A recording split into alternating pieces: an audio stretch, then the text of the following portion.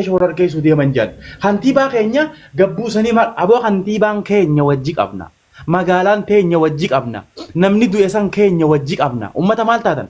Ganda keessa teessanii achii dubbiif haala maa nutti as deebistan. Yoo xiqqoo isinirra sagaleen teenya wayyaa taate isin waan achi keessa jirtaniif tarii isinii dhuu danda'anfaa jenneeti nuti miidiyaa gubbaadha waan fagoo jiruuf jennee isinirraa dubbachaa turre. Sagalee teenya tana moor jala dhokattanii haga dandeessan sagalee ta'uu qabdan jenneetu yaadaa turre dur gabbaatanii laphee guutuun hawaasa dura dhaabbattanii loluu fi yaa'ii uumuu osoo hin taane dhimma lubbuu namaa fuutanii magaalatti deebisuu kantiibaa keenya gabbuustanii minaamin jechuu osoo hin taane kantiibaa wajji qabna. Kadiir Jawaar wajji sirreeffanna wajjin biyya teenya bareechaa jira eenyu hundaaf bareechaa jira yoo jennees waa hundarratti waan keenya waa hundarra namni wajji dhaabbachuu danda'u qaba.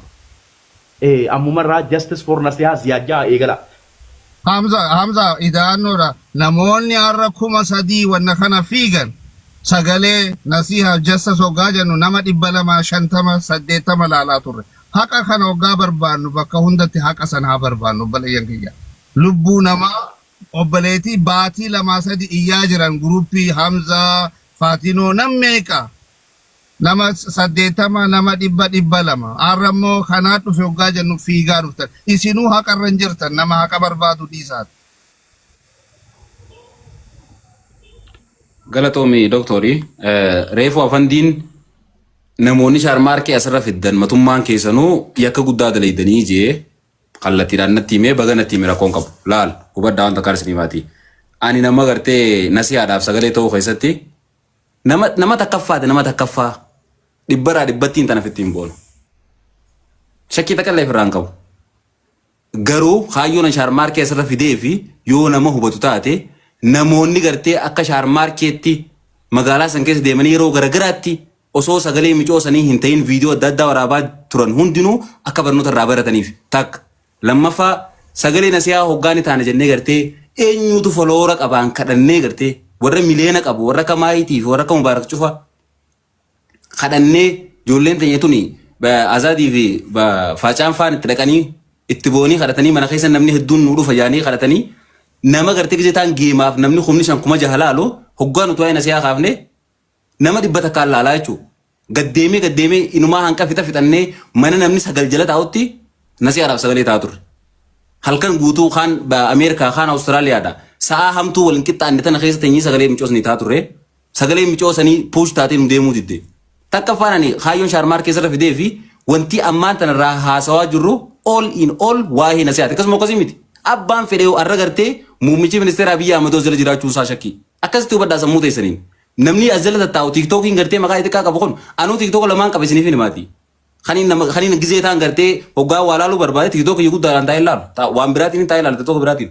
Kami akkasitti isinii galti. Akkasii addunyaan hundinuu dirqama as jala dhufee gartee Abiyyi Ahmad miliyoona 5 qabee tokko taa'ee gastii sin laalu hin fadhina. TikTok as jala jiru ha zero follow qabu kun nama 2 qabu kun yaada nama gurguddaa meeqa as jala taa'ee riifuu jira. Waa'ee Nasihaadhaa akkana dhageen abbaan fedhee bakka yaata abbaatu. Wantummaan asirraa itti wal caqacaqaa jiru itti wal fixaa jirru akka sagaleen Nasihaatun dhageemtuu fi namni waan kana dhooyisaa jiru akka harkarraa kaasuuf abbaan fedhee halee gartee Khadiira Ramaa asirratti mana aneetiin ol seenillee ani finne Khadiira Ramaa gartee asirratti gaafiidhaan wal qixxeessineeti asirraa gabbuusne garuu namni keenya kanamaa fiddan aboo sammuu banadhaa jira ummatuma akkamii ummata doomaa nama wanti finnuuf baras gubbaarra ajandaa uumuu kana keessa taargeenni maali waan juu baraame naasiniin jee. Bari osoo gartee amma fakkeenyaaf Nasihaaf sagalee taane jee osoo piroofaayila Nasihaa godhan hundinuu namni 2,900 kun nama 9 isinii galee hin dhageeffatu jechuun san har'a ammoo hoggaan nuti kana maqaa Nasihaa 700 sirra deebinee kaafnu who is Nasihaa waan juu sammuu namaa keessa bulaa jechuudha.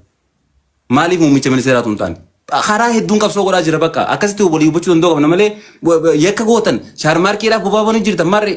Shaarmaarkeen namni inni waajjii lafeerti ijoolleen feetu dhoyitee kimbilaa gootu fedhu akka fedhe daawwatu dubate dirqama kuma waan nuti gartee shaarmaarkee fayyiduuf qofa asirra dhufneetti nu batina haasuu nuti asirraa haasa'u jirutu miliyoonota irra ga'u jira. Shaarmaarkeen ammoo maal godhu akka qabu mataa isaatii hanqa namni itti dubbatan obboleeyyan keenya innillee dubbate inni godhee garsiisa.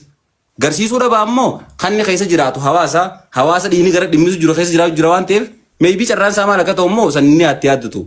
Akkasitti hubachuu danda'u qabna malee shaarmaarkee bobaa bantan shaarmaarkee maal goota no haqa Nasihaa barbaadu jira akkasitti hubadhaa isin hundi keessanuu namni keenya kaas jala jiru kun namni humnis deemaa jala jiru kun dheengadda waa'ee nasihaatiif hoggaanuti teenyee waa dubbannu namuu deemee gartee gastii ijoollee taphattu jala achi ala bulaa ture iyyinee mana namaa cufsiifnee ibin namni tuffii nu tuffatu keessa hoggaanuti ijoollee geema taphattu kana mana cufsiisnee gartee ijoolleen takka alaa bira takka nu bira dhufte namni deemee rafaa ture minaas cannaqan jaanii maaltu nu rakkisee waa'ee cinqii nama du'eetiif cinqina jaanii beekaa isin hundinuu gartee ajjechaa nasihaa keessa harka qabdan indirectly jechuu warri amma asirra dhuftanii hoggaa ciqiidhaas jala kana guutan kun hundinuu obboleettiin sana haqasii gaafachuu keessatti nama haqasii gaafatuffachuu keessatti isin hundinuu gahee mataa keessanii qabdanii jechuudha.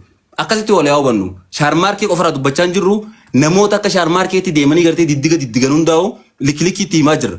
Abbaa fedhee haa taatu kallattiin asirra finneen namatti himna malee dhiisaa shaarmaarkeedhaa deemu maal goota guyyaa lamoota irraanfattee shaarmaarkee piroofaayila godhachuu deemtaatiiti. Akka waan amma nama shaarmaarkeedhaa fi aaree gartee shaarmaarkee kan hoggaa harki nyaachuuf hodhuu dudubbatte noo neevar. Asirra fiddee gartee likkii jirtu afaaniin dubbattee waan inni jiru namni haa dhaga'u. Hanqina jirullee gartee waan isa keessatti hafillee ilaalchi hanqinni dubbatise yoo cinaa tokko ta'ellee guututti keessaa baasuu danda'uu qabda nama. Malee nama doomsuu hin qabdu. Kanaa ol gartee waan biraa dubbachuudhaaf yaaduu danda'u mala shaarmaarkeen garuu arraan booda sammuun isaa gartee yoo sammuun fayyaa qabu taate gaccabtee jirti jeetii yaadaan. Gaccabtee jirti hawaasan keessatti gartee dogongora akka dheengaddaa dalagu sanirraa gad deebi'ee jira jeetii yaada. Akkas wal godhaa yoo kadeemu taate malee namni kadiira namaa maal jiru karaas deemee abbaan fedhe direedhaa keessa wal saluu qaba dandayaa jee abbaan fedhe akka fedhe hin jenne irra viidiyoo irratti kas mee komentii ala barreessaa. Viidiyoo jira deero feesbuuka isaa irratti wal beekasi jedhan namoota kanatti dubbatina leemmi finish nasra dhaafata dura dhaabbatu namoota kanatti dubbatina maal jaan jaran yoo tun dubbanne iyyuu dubbatta namni bara indirectly bara hoggaa gabbee gartee ajandaa wayii kireet godhu miccoo hojjeefamte bari sagalee si ukkaamsaa jira san bira dabree immoo yoo ati waan biraa dubbatte si hagartee nama sagal irra taa'ee nama lamarra taa'ee sagalee ta'uu fi diinata kachii gartee magaalaa keessa abbaan fedhe isfaaltii irra wal saluu danda'a koriidara bareedaa kana wal saluu danda'a jee hadiira namaa yaaddanii waan sana akkasitti si yaaddanii namuu rahaa fi tolfatee asirraa nuti iyyinee dhumnee kanatti diinni nuti uumamee namni nurratti hanjamee nama dhiisuu hin qabnu akka shaarmaarkeetiif akka hadiira namaa finnees gubbaarra atleast ajaa isaanii namni hundi akka baru godhuu danda'uudha qabna. Nama keenya ammoo ajandaa barbaadu ajandaa uumtee fi gama kaaniin guutuu danda'uu qabda kaayyoo ta'e kaayyoon teenya guddoon nasiyaan eenyu akka taateef akkamitti akka ajjeefamte gartee afaan shaarmaarkee irraa barachuu barree moo barre shaarmaarkee eenyutu nasiyaa ajjeesennaan liyyoo naannoo Somaaliitti ajjeesee haaqasii baasu kantiibaa magaalaa diriiraatu jee ganama qabarii shaarmaarkee ajjeesu qadiir yoo fedhayyee bakka kaayyoon teenya galmanuu geessee jechuuti karaa kanaanis akkasi taargeetii adda addaa fayyadamnee sistemaatikaalii micoof sagalee ta'aa jirra akkasitti wal hubachaa haa deemnu jiran dubbuma qofa dho'isuu kallattiin shaarmaarkuma qofa irratti xiyyeeffachuu no shaarmaarkeedhaas akkatti deemnu wajjin deemuu danda'uu qabna isuma kanattu fayyadamuu danda'uu qabna arra silaa jechi hanqisan afaan isaa keessaa nu bahuu baate arra shaarmaarkee kam gooneetiiti qabsootanattiidhaan shaarmaarkeen bara ammaan booda yoo gabbahee gartee nasiyaadhaaf sagalee ta'uu baate magaalaa san keessa bara guyyaa lama buluu hin danda'u bara waan kanaa sirrii yaada isni galee maaliif afaan isaatiin dubbate yoo kana godhuu baadde jeemiti dhumate bakka carraa kanatti nu fayyade bakka shaarmaarkeen akkasitti wal hubachaa deemuu danda'uu qabna nama gartee faawula nuu seene qabneetti fiduu danda'uu qabna ani shaarmaarkee hoggaan asirra fidu maqaa rabbiitiinis nee kaddaan isaa wajjin naasoo hin mee haala hojjaasee jiru wantiin asirra fideef maali namni keenya ajenda barbaadaa mire san gubbaadhaan halkan guutuu osoon akkanatti taa'uutiin silkii keessa rafee'an azat kun os gubbaarra jira kamaraa jiru kun osoo dhimma nasiyaa jetteenyu silkii keessa rafee mana keessaa naga darbanii gartee mana cufatanii dalagaa deeman jirri haatii wabii obboleettiin akkas himan obboleettiin nasiyaadha dhumnee micoo tanaaf sagalee taane jennee namni kun hundinuu dhageeffachuu guyyaa takka zagii kata nu kan nu didan arrammoo dhageeffatamoo nu dhageeffanne nasiyaan eenyu akka taate namuu baratee isni galee haqasii baasuu yoo dadhabaniisi namoota nasiyaa irratti gartee haqasii irratti karaa cufaa jiran tokko tokkotti finnee kanatti hudduu isaanii qoraasan laa duroo firariine isni galee mootummaallee gartee indaarii sistamatti gaafa sistama biraatti nuti deemaa jira malee akkanuma kallattummaa ta'uu ofaaniif xiqqaan ol bakka adumate kanaan jechuun barbaada nasraa naa dubbatu jaalibsaa nasraatu si dura dubbatee ture.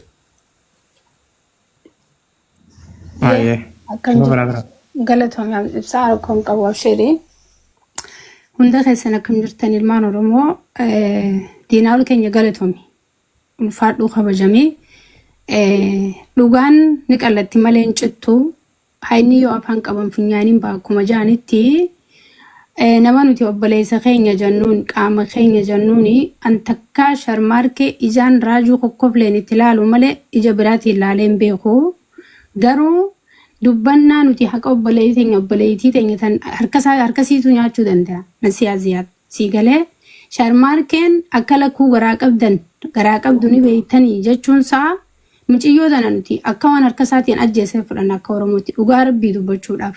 Mee jala raantu deebisin nasraa ta'e mataa noo jiraati jala raantu deebisin. Jechuun kanaafuu gaasa duuba jiraati. Kallattii waan jechuun barbaadu dura darbi. Okay, kanaafuu nuti justice for Nasiyaa Ziyaad barbaanna. Mootummaan keenya kantiibaan Kadir Jawar kabaja akka qabnuuf eenyu caalaa hubachiisuu barbaanna nuti. Namoota fakkeeffattoota hunda kantiibaa magaalaa Dirree Dhawaa eenyu caalaa akka kabajnu akka jaalannu isin beeksisuu barbaanna. Kanatti aansuudhaan osoo jaalannu osoo kabajnu Kadir dhugaa irraa hin kaanuuf ammoo dhugaa irraa hin kaanuuf jaalatee jibbee haqa Nasiyaa Ziyaad baasuu qaballee ballamallee nuu qabee jira. Baatiin hanga dhumtuu eeguu jirra. Nuti kantiibaa keenya hin qaanyeessinu. Isa cinaa deddeemnee hin dubbannu. Wa'ada hin diinu jennee usaa osoo nuti jirru warri ol galchifatii fi azaata as jala jiranii please. Sagaleen dhaga'amu. Azuba gajiraatti obboleessa koo qaalii fi gaarii. Kantiibaa keenya kabajaa isaatiif usnee taa'aa jirra. Osoo nuti if qabnee hadhaa liqimsinee halkan qaadiraa bullee guyyaa hojii keenyaaf dhaabbachaa oolee sagalee obboleessa keenya kana hamtuu isaa takkaa osoo hin dubbatiin kabajaa hojii gaafachuu jirru namoonni kara deemtuun kan mootummaan ta'in kan lakkoofsa akka keessa hin jirre dhiigan tala Oromoo qulqulluu irratti gabbaanii mooraalii fi hamilee guutuun akkas jechuun du'a lama nuti du'a lama duunee jirra jennee fudhanna. Walumaa galatti dhiini Nasiyaa Ziyaad ni bahaa ni baha. Akkaan bahus akka malee hin bahus. Murtiin keenya nuti kan irra jirru duraanillee silaa kantiibaan gabbee dubbachuu baatee ejjennoo keenya fudhannee jirra. Kanaaf akkasii jechuu baannus. Sinii galee kanaaf immoo Sharmaarkeen hedduu daangaa dabre. Eenyu akka ta'e sagalee sanboodaan isa bariyaan. Sharmaarkeen ilma Oromootitti ilaala, obboleessa kiyyatti ilaala, nama nu wajji falmutti ilaala, nama nu wajji dubbatutti ilaala. Because nama artii afaan Oromoo guddisaa ture Dirree Afran Qalloo Dirree Dhawaa keessatti dachii qabsoo uummata Oromoo ifa kutaa 10 akka ta'e Oromoo irratti jechuudha. Kanaaf kana qabdi kana kan muciyyoo nafxanyaa jee arrabse immoo addaa kana dubbachuu hin dandeenyu nuti. Kan immoo meeshaa dhiiraa qabdi akkana gooti tokkoffaa tabaate jees san akkatti gaafatan uummata Oromoo bal'aatu beeka. Walumaa galatti dhiiga Nasiyaa nam takka gabbee meediyaa kanarra dubbatee kallattii barbaachisu hundaan tarkaanfii fudhanna. Justice for Nasiyaa Ziyaad. Justice for Nasiyaa.